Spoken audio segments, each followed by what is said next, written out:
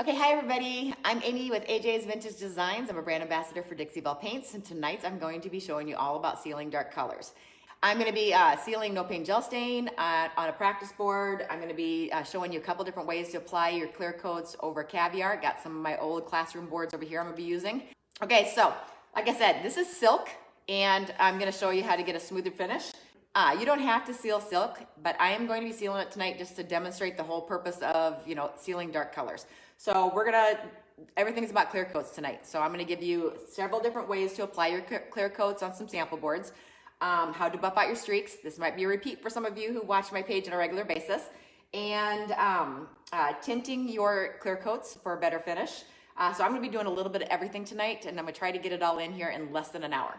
Okay, so like I said, this has 2 coats of silk on it. I left natural wood behind the carvings, but it just has a dull finish because it's silk dries to an eggshell finish. I want more than an eggshell finish, so I'm gonna be sealing this. And so first thing I'm gonna do is I like to get, even though silk has a buttery feel to it, I want it to even be more buttery. So I'm gonna be taking the 1000 grit sandpaper. This is what it looks like. 1000 grit sandpaper. And you usually find this in your paint department at Home Depot. If you don't have 1000 grit sandpaper, any high grit sandpaper will work. Dixie Belle's finishing pad also works really good. It doesn't damage or leave any scratch marks. Or you can use a brown paper bag. Just make sure that when you use a brown paper bag, use the side that doesn't have the ink print from the store. So if it has Kroger's on the outside, use the other side of the bag. You don't want that ink to transfer onto your piece. So the first thing you're gonna wanna do, 1000 grit sandpaper, fold it, and this has a lot of little divots and stuff on it, but I'm just going to this gently. I'm like very gently, I'm not damaging my paint. It might look like I'm damaging my paint, but I like to do this. I like to do this whenever I'm sealing a dark color. Go over this whole piece. I'm just gonna get a nice chalky cover. Now silk is not a chalk-based paint. It is a mineral paint. But this is the same process if you were using chalk-based paints.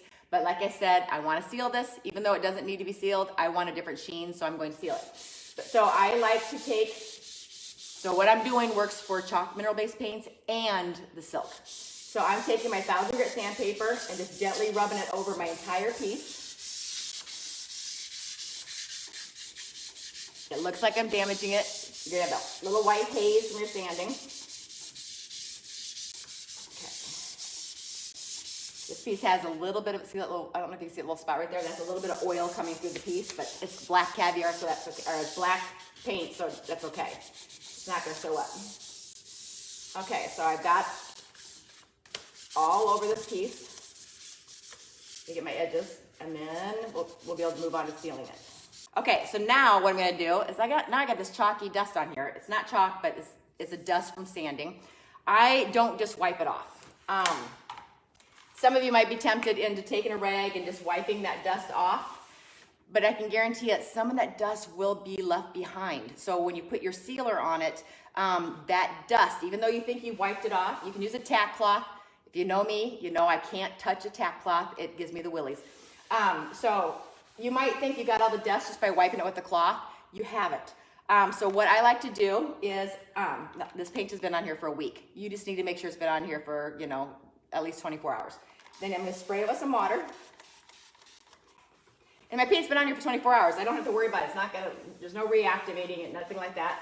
I am taking water to it to get all that dust off. This just helps, it was buttery smooth before, you should feel it now. Okay, so I take my 1000 grit sandpaper. Like I said, if you can't get a hold of 1000 grit sandpaper, any high grit sandpaper will work. Or, try to stay above 220, but the higher the better. And wipe off all that dust. Okay, so now it's dry, because I don't want to trap any moisture in here. And that's another thing with the no paint gel stain. It's an oil-based stain. The reason I like to say, and Dixie Belle also recommends, that you wait 3 to 5 days with an oil-based stain to put a sealer over it. You don't want to trap any of that moisture in there and then possibly have that haze look to your sealer. Okay, so just make sure everything's dry. No paint gel stain, which is oil-based, or any oil-based products, wait 3 to 5 days before you put a water-based sealer on top. Now this is a water-based paint, and I'm putting a water-based sealer over it. So I would just wait 24 hours, because because it'll be dry by then. You can speed up the process with a heat gun, but I'm not a heat gun user. I only do that if I'm going live and I am like pinched for time, then I'll use a heat gun. Here we go. So let's go ahead. I'm gonna seal this real quick, and then I'm gonna go and do some boards and different techniques so you can see different techniques. But I'm gonna put this on so that it can be drying, and then we can come back and then you'll be able to see it, okay? So my preferred way with like this, because I have nooks and crannies, it's not smooth. I'm not gonna use a roller on this. A roller is great if you have a completely flat surface or like a kitchen table. Rollers are great, and I'm gonna show you rollers here during this live. Oh my God, I just love the feel of this. Silk, I mean, you thought chalk paint when you sand it is buttery. This is just amazing. Okay, so I'm gonna seal this.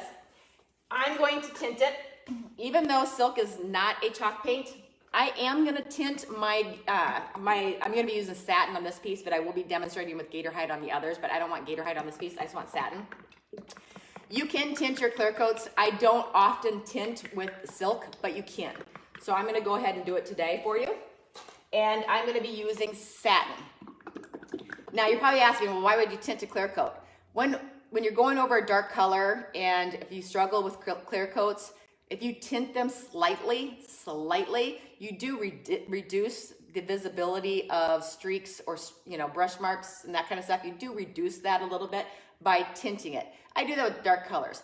Now, if I'm doing a light color paint, yeah, you can tint it, but there's really no reason to, because on lighter colors, you don't really see the brush strokes or any streaks when you're putting on a sealer. I'm gonna put some clear coat into this bowl. I don't like to work right out of my container because of the fact I don't want to rub my brush, and I'll show you in just a minute. I don't like to work out of my container because usually when you are putting your brush in, you wipe it on the edge of the container.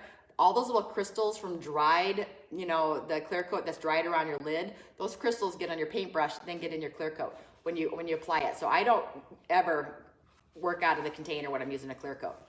And I'm wiping off my lid, so I reduce the amount of crystals from the dried clear coat that could fall back in.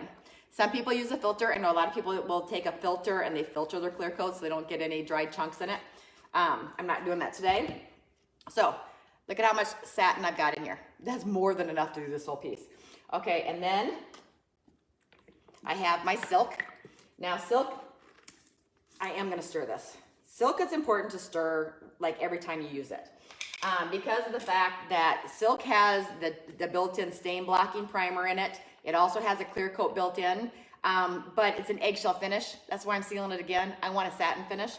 But you need to stir it really well because you want all that ingredients for the clear coat, all those ingredients for the stain blocking primer that's built in, you want all those mixed up. Okay, so you do want to stir it every time you use it. And I haven't used this since last week and I didn't stir it before this live, so gotta do it now. Okay, you need very little paint when it comes to tinting your clear coats. Okay, very little paint. I always use, whenever I demonstrate this, I always use a clear spoon so everybody sees how much I'm using. Okay, this is all I tint with. Okay, I'm getting my spoon nice and coated with the paint. I am not taking a whole spoonful. I'm just coating my spoon with the paint. That's all you need for tinting. We're not going for jet black. We're just going for a slight color change. We want to add a little bit of that black into our clear coat. And you're gonna see just the residual paint that was on, half the paint is still on my spoon. But you're gonna see that it's going to tint my clear coat just enough. And people are always wondering, well, why would you do that? It just helps reduce the streaks. It kind of makes it, when it dries, it's got a black in it, so it makes it less visible. Okay, so you can see how it doesn't look like a true black? You don't want to put a lot of paint in there, especially if you're using a chalk mineral-based paint. If you put a lot of chalk mineral-based paint in and tint your clear coat with the chalk-based paint, guess what? Like right now, I took that 1000 grit sandpaper. You see no fingerprints at all. I'd be done. But with chalk mineral paint, when you do the 1000 grit sandpaper, it's the same way. However, if you add too much chalk paint, if I was doing this with chalk paint, the caviar or any other dark colors, which is chalk-based paint, if you put too much paint in there and then you put your sealer on and you got all that paint in your sealer, you got too much paint in there, when you touch it, that chalky paint that you put in your clear coat, you put so much in it that you're gonna get those fingerprints again, okay? So if you're one that doesn't want those fingerprints on a dark color, and I'm talking fingerprints, if you've painted with a chalk-based paint, it's chalk. So when you take your finger and you touch a chalk-based paint, it leaves a white chalky fingerprint. Dusty, it looks like dust. Then you have to take water and just wipe it off and it goes away. But to reduce, if you put too much paint in your clear coat, too much chalk paint in your clear coat, you still get those chalky fingerprints. So you just coat your spoon, and you can tell I still have a lot of my black paint on my spoon. So very little, stir it up really well. Set my spoon to the side, and I'm gonna be brushing with my Dixie Belle Mini. Set this spoon aside. Now, I'm not using a mini that is really beat up and used for painting and slick stick and everything else. I'm using one of my good condition synthetic brushes, because if I had dried bits of old paint, see how nice, and these are in good condition. If I had old bits of dried paint on here, if any of these bristles had like coats of paint on it, that's gonna leave those little line marks in your clear coat. So use a good synthetic brush that's clean. I dedicate a set of brushes just for clear coats. When they start getting a little bit old, they become my painting brushes. When my painting brushes get old, they become my priming brushes. So they kind of work their way down the chain. That's how I do it. So I'm gonna be using the Dixie Belle Mini. I'm gonna dip it in here. I'm gonna make sure my front of my brush and my back of my brush have paint on it, because I'm gonna go back and forth. So both of my sides are loaded. Okay, and I'm gonna try not to be in, let me put my lid back on my silk so I don't spill. Satin clear coats, I think, is the easiest of the clear coats to use, because it has a long open time or long working time. You can work with it. You can, you know, touch up areas easily. When you work with gator hide, it has a very short working time. You can't play with it. You get it on and you leave it alone. Satin has a long working time, so if you are one that struggles with clear coats, jump for the satin. Satin clear coat is I personally think is the easiest one to use. So I've loaded both sides of my brush, okay? I try not to get in front of you. And, ooh, I can still open this. Yeah, I just need to open this a little bit so it doesn't lock shut on me. Okay, so I'm gonna be starting, I'm not gonna start on an edge and pull across, because I don't want to get any runs on my side. So again, I want you to be able to see the whole thing, but I also want you to be able to see close up. Okay, so I'm gonna start in the middle and go one way and the other, and then long streaks. And I am looking in the light. Here's the important part. See, I got a long working time. I'm doing short, choppy strokes, but then I'm coming back and I'm looking in the light and I'm doing one long straight swoop. Now, some people, I can tell when they send me pictures, I don't know if you can see this. They're not straight, so their brush marks leaves these arcs, and you can see those arcs. You need to look in the light. See how long of an open time satin has? You need to look in the light and make sure you have not missed anything. You don't have any skip marks where there's no clear coat. And you just go back and forth, long strokes. Okay, I gotta get that arc, where I just put that arc in there. So there we go. See how much of working time we have? So I'm gonna dip again, get both my sides, start in the middle. I got that lock right there, so I gotta go that way. And loading both sides is nice. You see how I'm going back and forth with my brush this way and this way? Both sides of my brush has product on it. So it's allowing me to spread evenly. Okay, gotta get those edges. So now I'm gonna go long strokes. Long one stroke all the way across. Get my drips on the edge. There we go. And we'll be able to see this after it dries.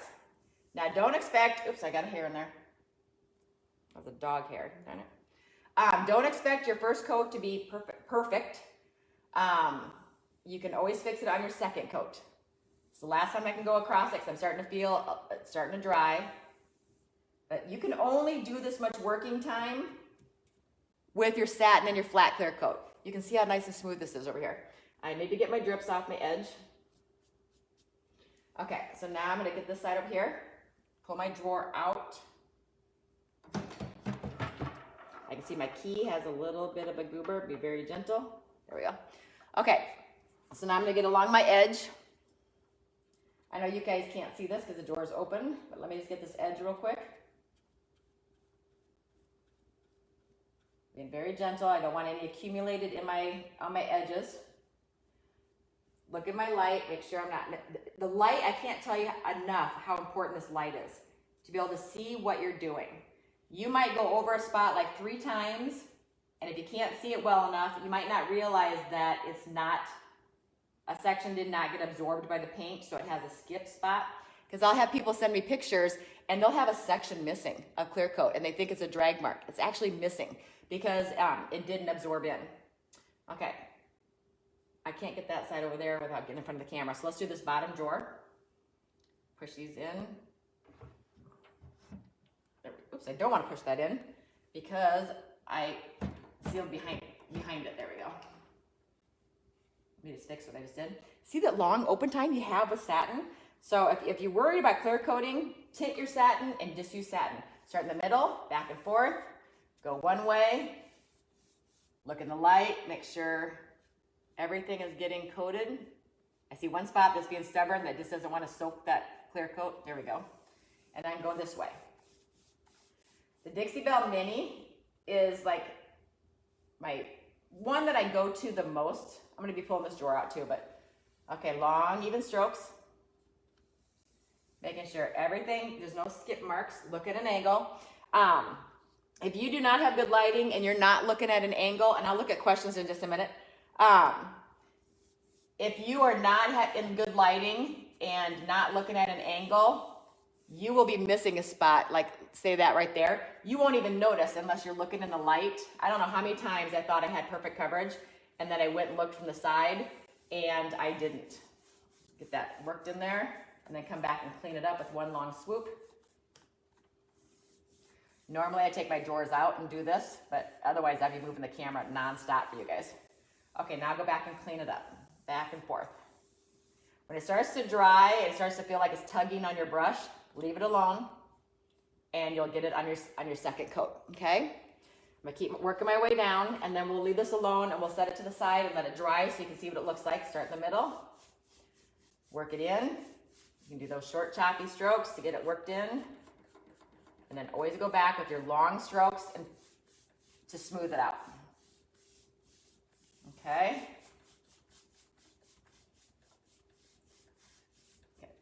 Certain areas just feel drier than others, and the clear coat just glides over and doesn't absorb in. So it'll have a skip mark. Right there is a skip mark right there. There we go. Okay, now I'm gonna look in the light. Oops, I missed a spot right here. I didn't even see that from the front. If I would not have looked to the side, I would have not seen that I missed that section. Okay.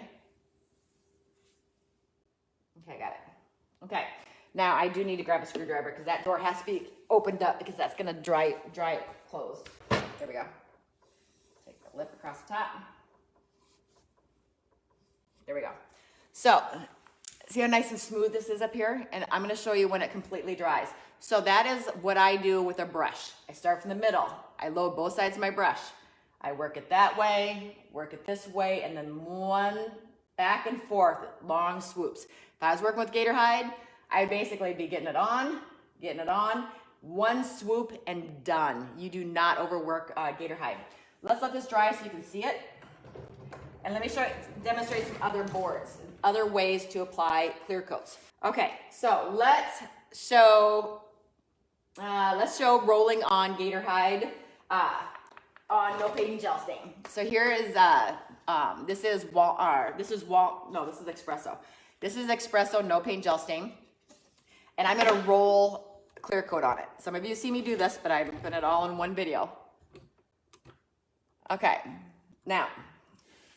An option is, if you have a big like farmhouse kitchen table, a dining room table that is a large surface and you struggle with sealing, you can use a roller. It will help tremendously. Okay, so let's go ahead and use a roller on this.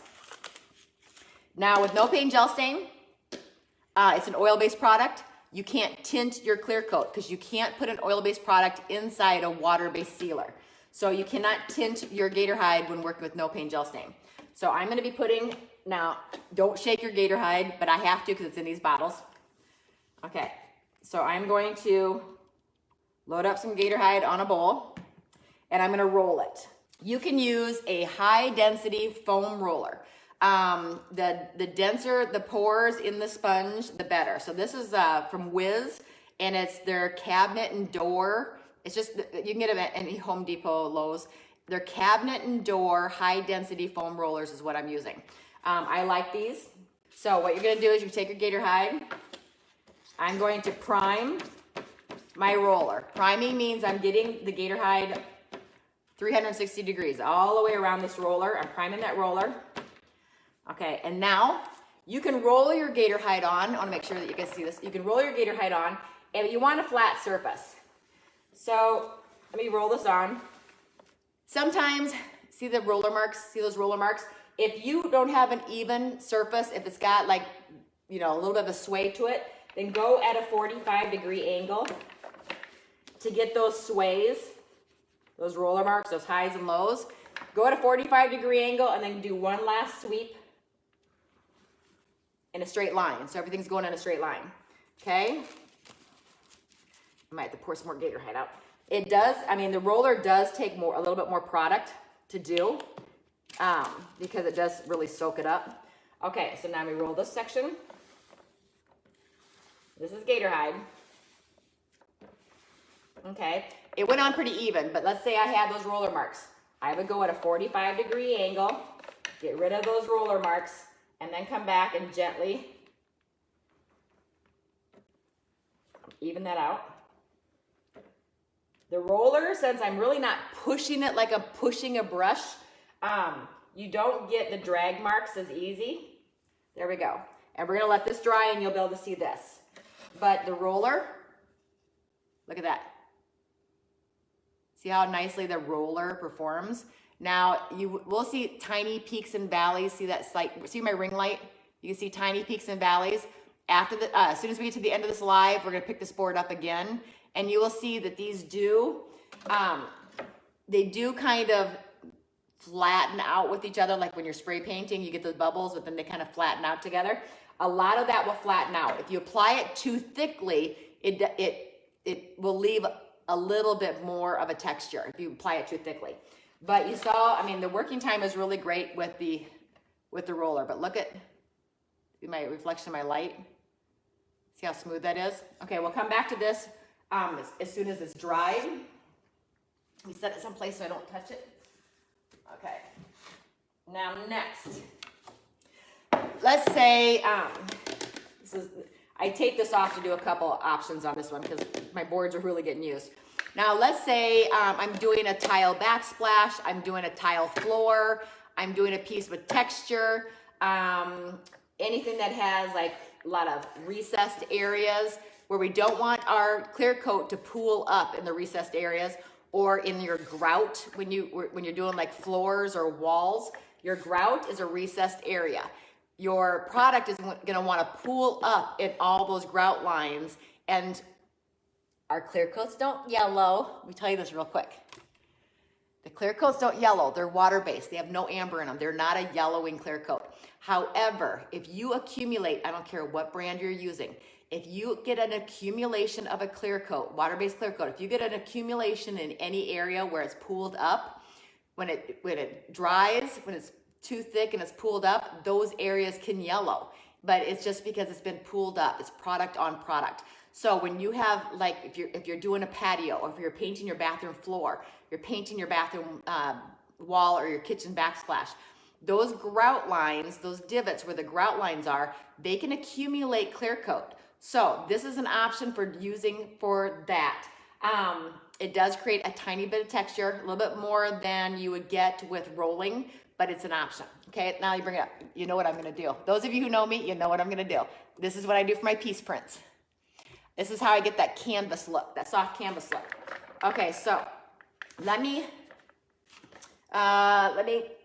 go ahead. I'll just use this this clear coat because it's already tinted, just so I don't waste it. I'm gonna put some of this tinted clear coat. This is this satin. It's already tinted. I like to tint anytime I'm on black. I like to tint. So you can get a high density foam roller, and I've got my tinted clear coat. It's kind of mixing in with the gator hide now. It's in the same dish, but I'm going to get product on my sponge, and you see me do this for my piece print Sundays. You can also do this. Like I said, this is my option if you're going to be working on tile floors or backsplashes. You can stipple it. You can see those round circles? There you go. See those stipples? You don't want that thickness. So all I did is pounce that one time.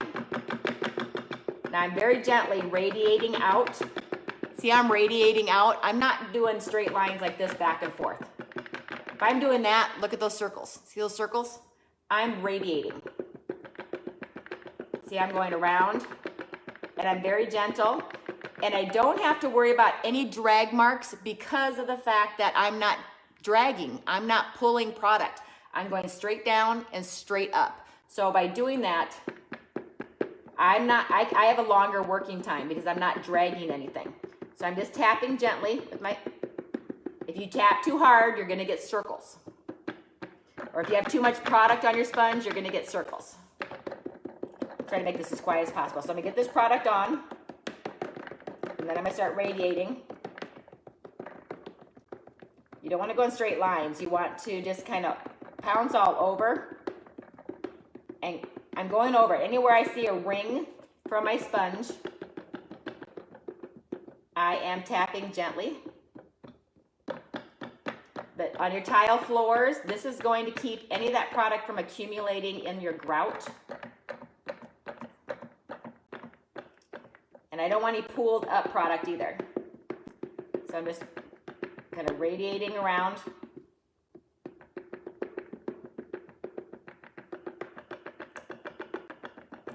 And we'll check this when it dries too. That's why I did this one kind of towards the beginning so that it has a chance to dry. Okay, just pouncing it. If I have a white area, see how that's a little bit more white there? I'm going to just kind of keep tapping on that area because I don't want it bright white because I want it all to be even. Okay, and I'm just kind of radiating around. Anywhere I see a circle, I'm just tapping to make sure that circle goes away. Okay, so we're gonna let this dry. And this is, like I said, backsplashes, kitchen floors, anything like that. We're gonna let this dry, and then you're gonna see this when it completely dries. We'll come back to this one. So that is one option. That's what I call the pouncing method, and that's what I started doing with piece prints, and I kind of carried it over to the furniture stuff. Okay, so now another option is, what was it? Oh, the Dixie Belle applicator pad. You can also use this for large tables. If you're not a roller, you don't want to do the rolling, and you have a large kitchen table to do, I have a YouTube video on this as well, sealing a farmhouse table. You can use the applicator pads. These are from Dixie Belle. There we go. These are from Dixie Belle. It's the applicator pad. You can use this to apply your clear coat as well. Let me put some more product on here. Granted, my satin is now mixed with my gator hide, but that's okay. Okay, the applicator pad, the nice thing is look at the size of the surface area. When I'm dragging, look at how big of an area I get to drag across. Now, if I was using the sponge, look at the surface area difference. The sponge is long, skinny strokes, so you have more chance of getting streaks. Where this is much wider, you have much less passes, okay? So with the applicator pad, see this little like seam right here? See that seam right there? That's not the side I'm using. This side here does not have a seam. And this is just a terry cloth cover that's over a sponge. I don't recommend using, if you decide to go, like you need these, don't get the ones from Lowe's. The ones that Lowe's carries is like a terry cloth. It has a lot of nubs on it, big nubs. It leaves drag marks. This is the Dixie Belle applicator pad. If you can't get them through Dixie Belle, there's also, you can get these at Home Depot. They're the HDX staining pads. Okay, so I'm getting some clear coat on my sponge. Wiping it off just a little bit. Okay, and I need to go this direction because I need to go with the grain. I'm gonna go this way, and this is a rough board. I don't know if you can see it. This is like a plywood little board. It is rough. I did not sand it, so it makes it even harder to seal. Okay, so I'm going to, I'm on wheels.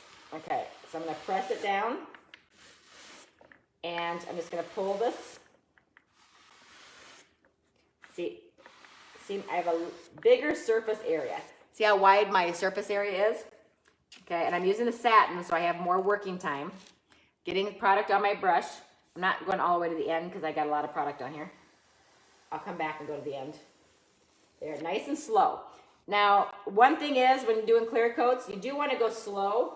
You want to allow that product to come off of your applicator, and it reduces your skip marks. Okay, so see how nice the applicator does? We're gonna let that dry. Okay, and what other options? So I did the roller, the applicator pad, and I've done the brush. Okay, let me show you buffing real quick. You're gonna let this dry. We'll come back to it. Here we go. So if you need to buff a piece, if you've been following me, you know what I'm gonna say. These are the 3M ultra fine finishing pads. You can get them at Home Depot. They're very inexpensive. They come in a pack of 4, but they're the ultra fine finishing pad. Okay, this is what I use to get rid of streaks. Now, I'm not gonna buff out my streaks this way. I'm gonna turn my pad. I want the biggest surface possible. I'm gonna turn it this way, and I'm gonna be buffing this way, and I'm gonna show you in just a second. And the reason I say that is if we hold our hand flat on this, we're keeping this pad flat. If you turn it this way, people have a tendency to grab it and hold on to it like this. But when you turn it this way, look at, I have now reduced my buffing to this little strip right here in the center. And I do risk buffing more streaks into my piece because I could be pressing hard with these 2 fingers, and I'm actually pressing a streak in with my buffing. So turn it this way, put your hand on it flat so you're not gonna be tempted to do this thing. People have a tendency to do this. It's by habit. Turn it sideways, put your hand flat on it, and buff with pressure on your whole hand. Now you're gonna buff. You don't have to be gentle. You're gonna be buffing your piece. This is how I get the streaks out. Until you have a white cloudy haze over the whole thing. That's how I buff my streaks out. Now, then you come back. Remember, whenever we sand, I always say that, you know, it's not enough just to wipe off the dust. I come back and I spray it with water. And I'm gonna remove any of that buffing dust. I'm gonna remove it. If I leave that buffing dust behind and I just wipe it with a dry cloth or take a dry paintbrush and just wipe the dust off, that dust, if you don't remove it with a tap cloth or water, that dust is going to turn your clear coat hazy. So that is one option for buffing. That's how I get the streaks out, is the 3M Ultra Fine Finishing Pad. Now, I saw someone mentioned the steel wool, how you see me do the steel wool. I do use quadruple, 4 zeros, quadruple steel wool with my gator hide if I want a high shine. When using steel wool is going to really buff it, and it is going to increase the shine. So if you do not want a high shine, don't use steel wool.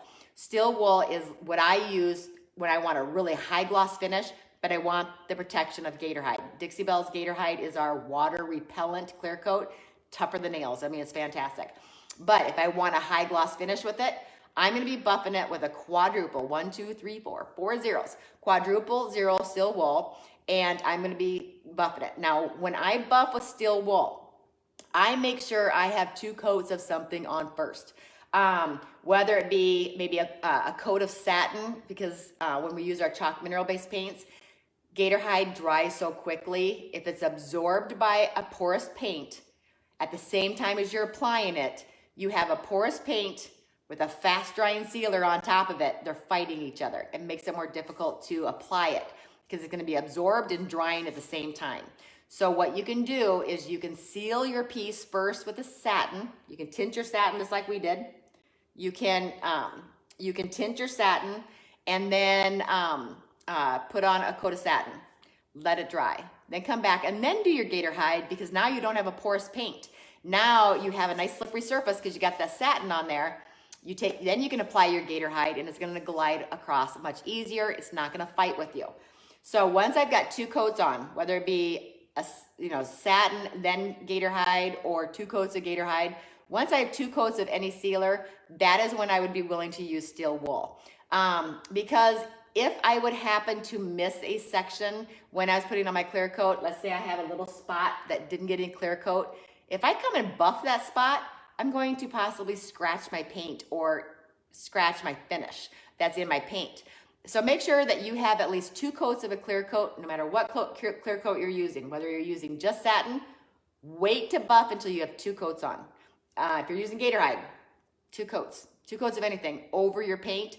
That way you're assured that if there's any missing spots that didn't get a clear coat on it and you're buffing, you're not going to be scratching your paint. So I highly recommend, if you have streaks, get the 3M Ultra Fine Finishing Pad. You get them at Home Depot in their paint department. These things are a godsend. And to make sure you're holding it correctly. Like I said, hold it in this position. Hold it in this position and a flat hand and buff, okay? Because if I do it this position, I have to do a lot more strokes across, but also I'm gonna be tempted, every time I grab it, I'm always tempted to take my pinky and my outside finger and hold it. Then all my pressure is on these 3 fingers. These 3 fingers are pushing a new streak into my paint finish. Does that make sense? Hopefully that makes sense. But if you are doing if you have any streaks, just get the 3M Ultra Fine Finishing Pad and take care of it. Now Dixie Belle does have these little finishing pads. These are extremely gentle. These aren't really going to get streaks out. If you have very visible streaks, this isn't aggressive enough. It's only for very, very mild streaks. I primarily use this for just to knock the chalkiness off of paint. And I use this for my Big Mama's butter, for buffing my Big Mama's butter on my rails. That's the only time I use this, okay? Okay, now it's time to show you the dried stuff. This stuff is pretty much dried now. Okay, so here we go.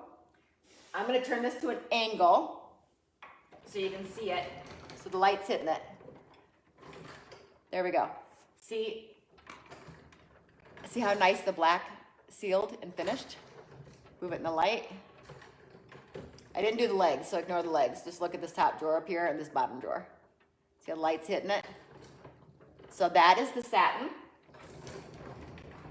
Okay, let me show you the stippling. Is it dry yet? Okay, see this corner right here? Remember I did this little corner with the stippling? Do you see this little square right here? That was the pouncing. Look at, you see no pouncing marks, no circles, rings. That's the pouncing. You do see divots in the wood because this is plywood, but there we go. And the light hits it. There is, see that finish? You don't see any of those sponge marks. That was the stippling, and it's dry, okay? And this is, remember this long pass right here? This is the applicator pad. See from here on over, that is the applicator pad. You can see the stop mark right here. This is where I stopped. So that was the applicator pad. See, it's not too bad. So that's the 1 coat. And what else did I apply on the roller? Oh, the gator hide. Okay, this is on the no pain gel stain. This is the gator hide on no pain gel stain that I just applied with the roller. Look at that. You see any? I'm getting the light in here. I want you guys to see everything. There, I'm putting the light across it, and it's dry. It's dry. I wouldn't put stuff on it yet because it's not dry enough. But look at, so that roller.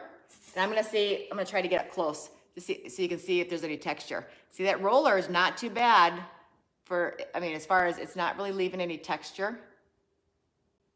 So there we go. That is, so can you imagine doing a big dining room table? Use the roller. Look at, you can't see my passes. And also, if you didn't catch it, go back and watch the replay. Go at a 45-degree angle and then come back and go straight up and down. That keeps you from getting all the high points, low points. But that turned out pretty darn good. Okay, that's the no pain gel stain with gator hide and a roller.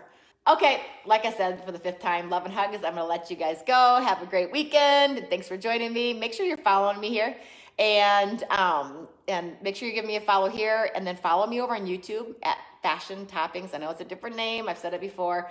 I started off sewing, and my channel has a ton of sewing. I'm a sewer. So my channel has sewing, crafting, vlogging, building in the house that we're in now, and furniture painting all on that channel. There's like 400 videos. And that is called Fashion Toppings. So head over, make sure you follow me there too. Okay, everybody, have a fabulous weekend. If you're just jumping on, go back and watch the replay. Make sure you share this with anybody you think that might benefit from learning about sealing dark colors. Okay, everyone. Bye-bye.